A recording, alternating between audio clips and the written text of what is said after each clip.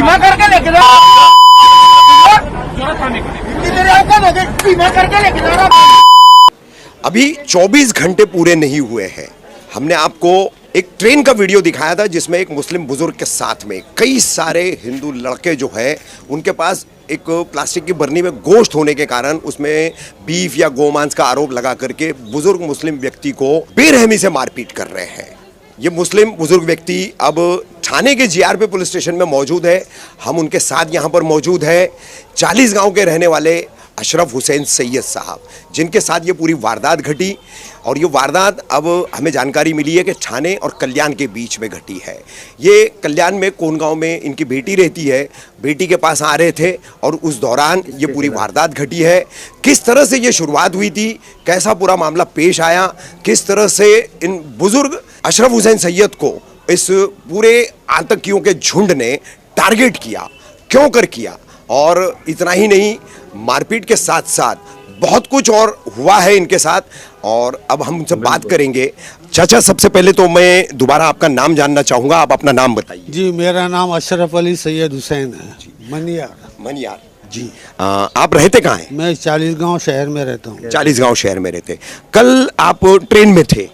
जी, मैं कल 40 गांव स्टेशन से 28 तारीख को जी सुबह जी 8 बजे मैं धुलिया एक्सप्रेस से 40 गांव से बैठा था। अच्छा। और 40 गांव से बैठने के बाद में ट्रेन में भीड़ बहुत थी और मेरे को 40 गांव से नासिक तक बिल्कुल खड़े खड़े ट्रेन में सफ़र करना पड़ा। नासिक निकलने के बाद नासिक से 10 किलोमीटर आगे ट्रेन जाने के बाद में ऊपर की सीट पे एक छोटी बच्ची बैठी थी, 3-4 साल की बच्ची थी। उसके वालिद नीचे सीट पे बैठे थे। अच्छा। उन्होंने वो बच्ची को ऊपर से उठा के उनकी मांडी पे ले लिया और मैं वहीं खड़ा था।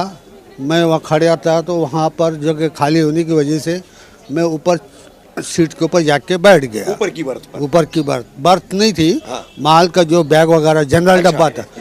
जनरल डब्बा था। अच्छा। जो वहाँ 2 लोग पहले बैठे थे। अच्छा। और सीट खाली होने के बाद में मैं उस सीट पे जाके बैठ गया। अच्छा। तो मेरे सामने 4-5 लड़के जो ऊपर की सीट पे बैठे थे, नीचे की सीट पे बैठे थे, बाजू की सीट पे सब बैठे थे। तो मेरे को गुस्से से देखने लगे कि तू ऊपर कैसा बैठ गया, हमारी सीट है। अच्छा, मैं बोला कि मैं बुज़ुर्ग आदमी हूँ, मैं 40 गांव से खड़े खड़े नासिक तक आ चुका हूँ। और मेरे पैरों में तकलीफ़ हो रही है, तो मेरे को थोड़ा ऊपर बैठने दो और आप थोड़ी इंसानियत के नाते मेरे पे थोड़ा सा दया करो। अच्छा, ये लड़के कहाँ से, कौन से स्टेशन से चढ़े थे ट्रेन में? ये लड़के जो है धुलिया ट्रेन से, धुलिया से आ रहे थे। धुलिया ट्रेन से? और वो मुंबई जा रहे थे? मुंबई जा रहे थे। पुलिस भर्ती में पुलिस की कुछ भर्ती थी, वहाँ सब लड़के जा रहे थे। अच्छा।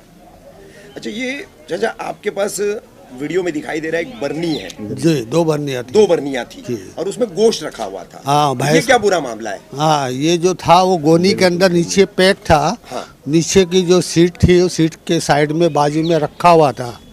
अच्छा, वो होने के बाद में मालूम नहीं कैसे उनको पता चला क्या हुआ। हाँ। कुछ सेंट वगैरह लगा होगा या कोई एहसास हुआ होगा। अच्छा। तो उनको ये मालूम पड़ गया था कि इसमें बीफ मांस है, ऐसा उनका कहना था। ऐसा उनका एहसास हुआ। अच्छा।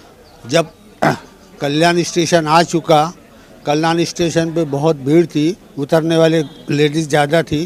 तो लेडीज़ उतरने के बाद में मैं उतरने की कोशिश कर रहा था। हाँ। लेकिन जो मेरे साइड में जो बैग रखी हुई थी वो बैग में लेने के लिए गया तो सभी लड़के मेरे को देख के झपट गए। अच्छा। ये बैग जैसा मैं निकाला, सभी लड़के मेरे पे झपट गए और मेरे को बुरी तरह से जकड़ लिया सबने। अच्छा, इसमें बोले मांस है, 12 नंबर है। मेरे को पकड़ के मारने लगे, ठोकने लगे, गाली गलौज करने लगे। ये कहाँ से लाए, कैसा लाए, कहाँ जा रहे हैं। तो मैं बोले मेरे को कल्याण उतरना था, मेरे को कल्याण उतरने नहीं दिए। अब वो होने के बाद में मेरे को इतना मारा उन्होंने, लातों से, बक्कों से और आँखों के दोनों साइड में इतना पूरी तरह मारा। सर में अभी भी हाँ, पूरी, हाँ, मेरी आँख के ऊपर पूरा खून से लाल हो चुकी है। मेरे को नज़र भी कम ही आ रहा है, उससे नज़र भी कम आ रहा है। वो होने के बाद में जब ट्रेन वहाँ से शुरू हुई कल्याण से, मेरे को उतरने नहीं दिया गया। जब से कल्याण से जो मारपीट शुरू हुई, गंदी गंदी गालियाँ देने लगी और मेरे को वो बीफ की जो थैली थी वो उन्होंने अपने पास के मैं चालू। फिर एक बार पूछूंगा, बीफ था या भैंस का गोश्त था? भैंस का गोश्त, भैंस का गोश्त, और उनका इल्जाम था बीफ का। बीफ का, जी जी पूरा भैंस का गोश्त था। अच्छा। अच्छा एक फिर कल्याण से आगे आपको उतरने नहीं मिला, आगे क्या हुआ? हाँ, कल्याण से उतरने नहीं मिला, मेरे को पूरा मारपीट किए, मेरे साथ में इतना गंदी गलौज का गाली गलौज किया, और उसके अलावा इतना बुरी छीना तरह झपटी लूटमार भी हाँ की गई? लूट मार भी की, मेरे कपड़े फाड़ दिए, मेरे जेब में 2800 रुपया था, अच्छा 500 की 5 नोट थी और 100 की 3 नोट थी। अच्छा। मेरे साथ में वो पैसे भी उन्होंने छीन लिया मेरे पास से, मेरा मोबाइल भी छीन लिया। अच्छा। और मेरा स्विच ऑफ करके मोबाइल दे, हाँ, मोबाइल देख कर रहे हो हाँ, वीडियो मेरे में, को तो मोबाइल ले लिया आपका? मेरे पास से मोबाइल ले लिया, यानी रॉबरी हो गई एक हाँ, तरह से। अच्छा मोबाइल लेने के बाद में मेरे को बोला इसका लॉक खोलो, मेरे से लॉक खुलवाया, और लॉक खुलवाने के बाद में उन्होंने सोशल मीडिया पे मेरी पूरी शूटिंग ली, और वो पूरी शूटिंग वायरल भी कर दी? मेरे मोबाइल से ही वायरल कर दी। अच्छा। जिस वक्त वहाँ कल थाना स्टेशन आया, मैं थाना स्टेशन में अपनी जान बचा के स्टेशन से मैं उतरने की कोशिश किया, मेरे को उतरने नहीं दे रहे थे। इस सफ़र के दौरान कोई लड़के ऐसे बोल रहे थे कि इसको चालू ट्रेन के अंदर से इसको फेंक दो, इसको काट डालो, इसको फेंक दो, इसका माँ से ये भी फेंक दो। मेरे को बार बार कोशिश कर रहे थे, वो गेट तक मेरे को लेके गए, लेकिन कुछ लोग थे समझदार, अरे नहीं बाबा ये बुजुर्ग आदमी है, उसके ऊपर थोड़ा दया करो। बार बार मेरे को दरवाजे के पास ला रहे थे, और लाने के बाद में मेरे को फेंकने की कोशिश कर रहे थे, लेकिन कुछ लोगों ने उसको रोका। और मैं आने के बाद में थाना स्टेशन पे आने के बाद जब मैं उतर के सामने पुलिस चौकी थी, रेलवे पुलिस की, मैं सीधा वहाँ पर गया। वो बर्नी वगैरह मेरे साथ में थी, उन्होंने वो बर्नी जो पैक थी वो उसकी पैकिंग वगैरह सब चाकू से काट के फेंक दिया, और वो बर्नी मेरे मांडी पर रख के मेरी वीडियो शूटिंग उन्होंने किया। पुलिस ने? वो लड़कों ने।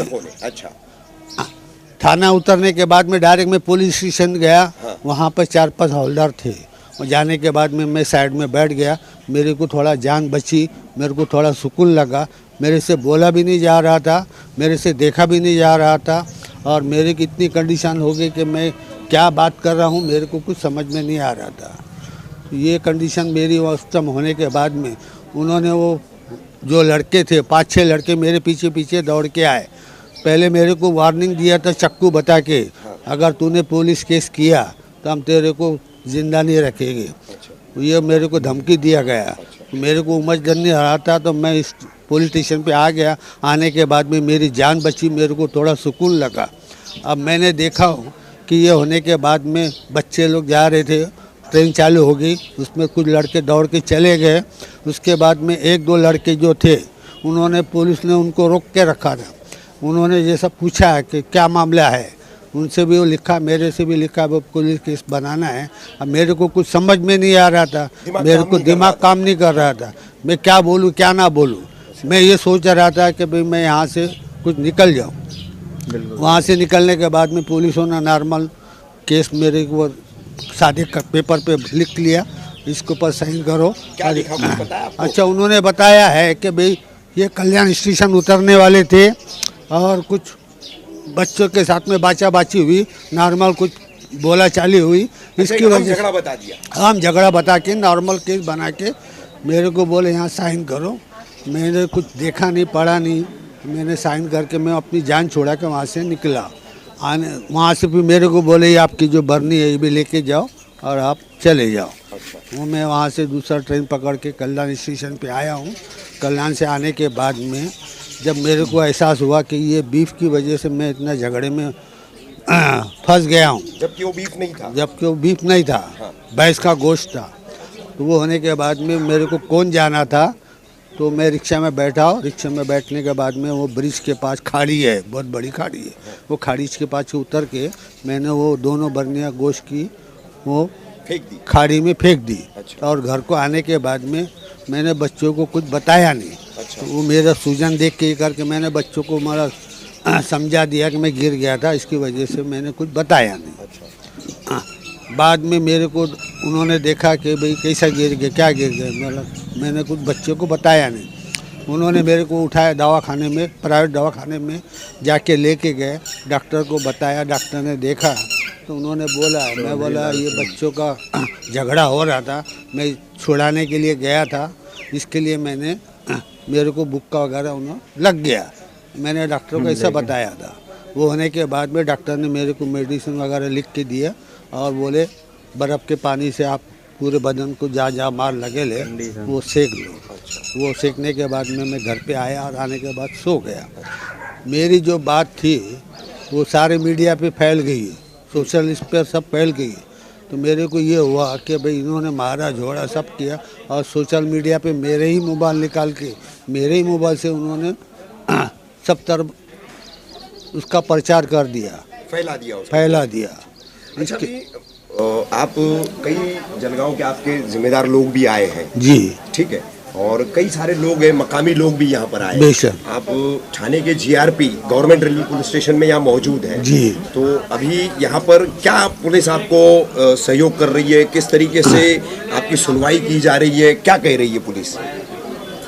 उन्होंने देखा है कि मामला सब मीडिया सोशल मीडिया पे सब भी मामला चल रहा था, तो पुलिस ने मेरे लड़के को फ़ोन किया। पुलिस ने मेरे लड़के को फ़ोन किया कि भाई ये जो मामला हुआ इसका एफआईआर लिखना है, तो आप स्टेशन पुलिस स्टेशन आ जाओ, या तो आप बोलते हैं तो हम घर पे आ जाते हैं। तो आज सुबह रेलवे पुलिस वहाँ 5-6 जो पीएस आए थे सब आए कल्याण कोन गाँव में, और मेरे ही घर पे जब मेरे को जैसा जैसा पूछा जा रहा था, जैसा बोला जा रहा था, क्योंकि मेरे दिमाग सही काम नहीं कर रहा था, जिसकी वजह से मैं जो सही मालूमात नहीं बता रहा था, उन्होंने उस टाइम से लिखते गए और मेरी वीडियो बना के जो बात बताई है वो लेने के बाद में मेरे को बोला इसके ऊपर साइन कर दो। अच्छा मुझे कुछ मालूम नहीं। यानी कि ये कहा जा सकता है कि जो आपकी सही शिकायत थी वो नहीं ली गई, और जो भी आपने अपने मानसिक तनाव में अपने बिल्कुल एकदम जख्मी हालत में आपने जो भी बातें ऊंच नीच करके बोली है उस पर आपका दस्तखत ले लिया।